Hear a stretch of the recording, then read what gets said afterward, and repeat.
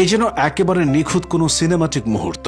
অসাধারণ অসাধারণ। Over the wicket থেকে ছোড়া অফ স্ট্যাম্পের অনেক বাইরে পিচ করা ফুলার লেংথের ডেলিভারি তীব্র বাঁক খেয়ে ভেতরে ঢুকে উড়িয়ে দিল মিডল স্টাম্প। গোল্ডেন ডাক নিয়ে ফেরেন পাকিস্তান ওপেনার ওমাইমা সোহেল। ঠিক পরের বলটি আরো চোখ ধাঁধানো, ফলাফল আরেকটি গোল্ডেন ডাক। গুড লেংথে ফেলা বলটি প্রথমে ইনসুইং, পরে সিমের ভেতরে আসা মুভমেন্টে পরাস্ত করে ব্যাটারকে। সিদ্রা আমিন ড্রাইভ করতে গিয়ে সেটিকে টেনে নিয়ে যান লেগ স্টাম্পে। 0 রানে ফেরা এই সিদ্রাকেই এবারের বিশ্বকাপে পাকিস্তানের ব্যাটিং স্তম্ভ হিসেবে বিবেচনা করছেন ক্রিকেট বিশ্লেষকরা। সর্বশেষ 3 ওয়ানডেতে 2টি সেঞ্চুরি এবং 1টি 50 রয়েছে তার। মুহূর্তের মধ্যে বিশ্ব দরবারে বিস্ময় সৃষ্টি করে মারুফা আক্তারের এই কীর্তি। মারুফার করা বলটির সাথে মিল খুঁজতে গিয়ে 13 বছর আগে মিচেল স্টার্কের করা একটি ডেলিভারি জোড়া লাগিয়ে শেয়ার করে খোদ আইসিসি। 2012 টি20 বিশ্বকাপে এমনই এক বলে ভারতের রোহিত শর্মাকে বোল্ড করেছিলেন স্টার্ক। 2টি খণ্ড ভিডিওকে জোড়া লাগানো কন্টেন্টটি 2 ঘন্টারও কম সময়ে 10 লাখের বেশি দেখা হয়। মারুফা নিজেও আইডল মানেন স্টার্ককে। সারাদিনে আইসিসি অন্তত